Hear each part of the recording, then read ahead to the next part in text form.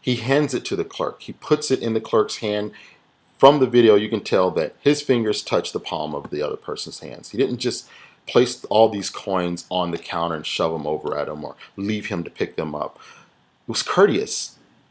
It was a courteous response. And quite honestly, I don't pay in cash very frequently, but I don't spend a whole lot of time being that courteous.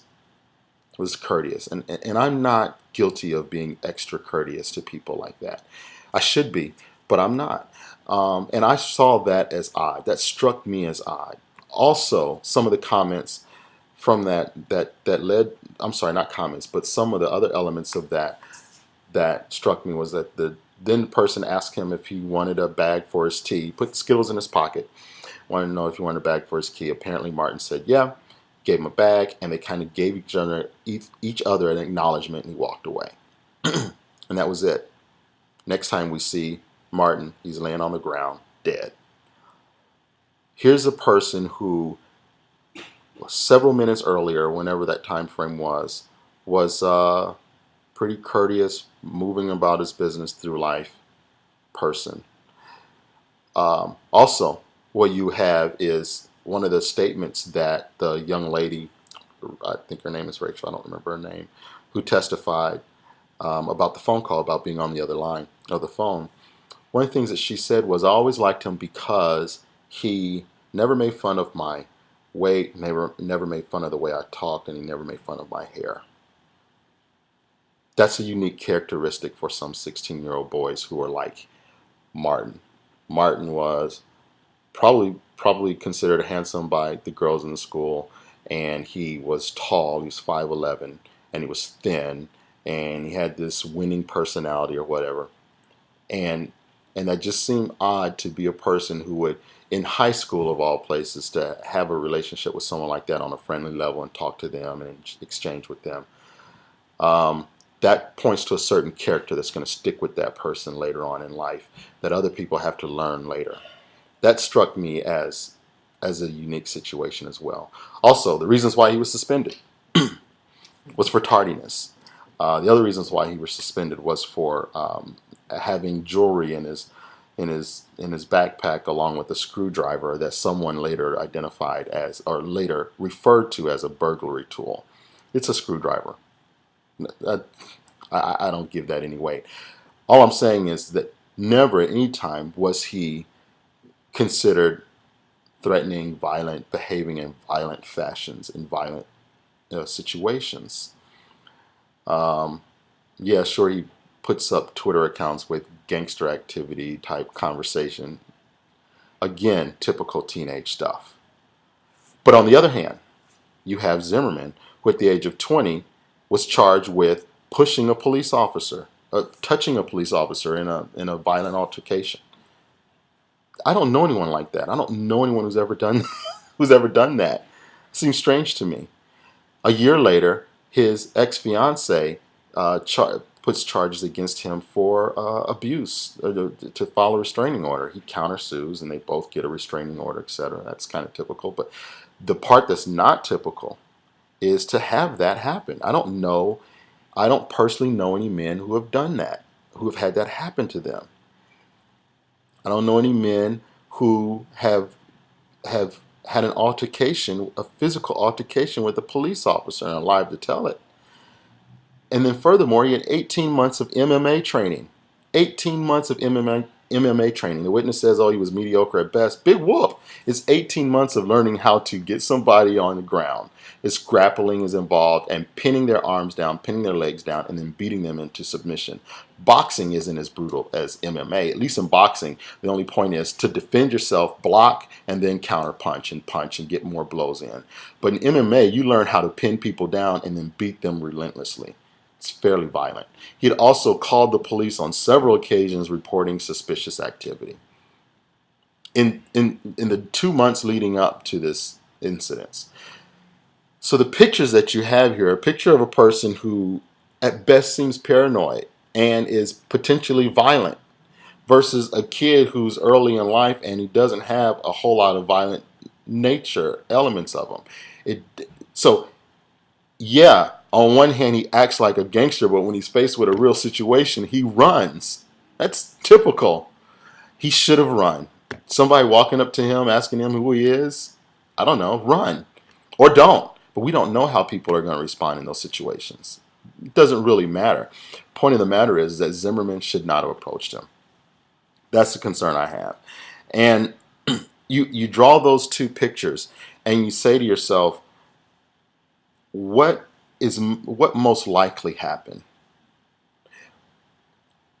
I submit to you that what most likely happened is that for whatever reasons, Zimmerman approached, intimidated, or frightened Martin. And Martin decided, I'm going to run, or I'm going to fight, or I'm going to stop running, and now I'm going to fight. And he decides to fight. If he gets the first lick in, and he's winning the situation, they are both actually defending themselves. From the perspective of the Florida law, think about it. Stand your ground applies to both of them. Martin had actually not committed any crimes.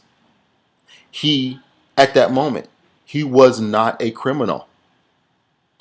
So if you're approached and you feel threatened, you can stand your ground. Martin can stand his ground. It's Martin that's standing his ground.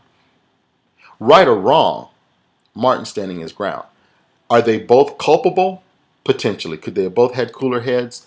Potentially. Are they both responsible? Your words. Yes. Then Zimmerman needs to pay. Is it first-degree murder? Certainly not. They didn't even file that. Is it second-degree murder? Probably not. Because I don't think necessarily, unless he's a complete moron, Zimmerman went out and said, I'm going to go kill me a black teenager today. That's second-degree murder, right? But it's manslaughter. It's a minimum manslaughter. It's reckless homicide. I don't know if that's a legal position or not, to be honest with you. It's just a term. I don't think you can legally charge someone with it. I don't really know if you can. But at best, it's manslaughter. And it could be incidental manslaughter, but it resulted in a man's death because of actions that you took. And if I'm drinking and I'm driving and I kill someone, it's not second-degree murder. It's manslaughter. I was responsible. I was culpable. Sure, they walked out in the middle of the street, but had I not been drinking, maybe I could have stopped. In the same case, this person, Zimmerman, is going around patrolling the neighborhood as if he's the police carrying a gun. It is a recipe for violence. It is a recipe for someone to die. He doesn't have a choice. Once he's getting the tar beat out of him, he doesn't have a choice but to pull his gun and to fire it. I agree 100%. The point is, he is the reason why he's in that situation. It doesn't matter that Martin was winning. Who cares? That's just the way a fight goes. You got a 50-50 chance of being on top. Two people in a fight, 50-50 chance of being on top. But who brought this to bear? Who set up this? Who orchestrated this? And the orchestration lies in Zimmerman's hands. He's out patrolling the neighborhood. He's looking for suspicious people, and anyone that fits a general profile is suspicious. It's absurd. We all agree that Zimmerman was out doing what he considered to be his civic duty, carrying a gun, and shoots a guy. Quite frankly, I don't care if you beat him to death. You still kill him. Gun, no gun, whatever. Don't engage with people when you're on neighborhood watch. It's not your responsibility. Call the police and observe. I grew up in the hood. I know all about it. I grew up in a town that was the #1 murder capital in the United States for the 4 years I was in high school there. And the one thing I know is that if you see something and you don't want to get hurt, stand back. And Zimmerman should have bloody well known that. He should have stood back. And this is why this young man is dead. This is why Zimmerman was on trial for this crime. And this is why this country is in strife. Yeah, I believe in defending your ground. I believe in standing your ground. But your ground needs to be someplace where danger is not happening. And if he's suspicious, he's dangerous, right? Martin's suspicious, Martin is dangerous. Stand back. Call the police. Wait for the cavalry to come in and then be a witness. He doesn't have any responsibility to go and engage with a person who's not guilty of any crimes. And Martin doesn't have any responsibility to respond in kind to Zimmerman for any reason. He owes him no explanation. He is not even qualified to walk up to him. Even the police can't ask you for identity, and you bloody well should know this, the tactical defender. The police can't ask you, they can ask you all day long for your identity, walking up and down the street, but you are under no obligation to give it to them. And they're actually violating your rights by even asking.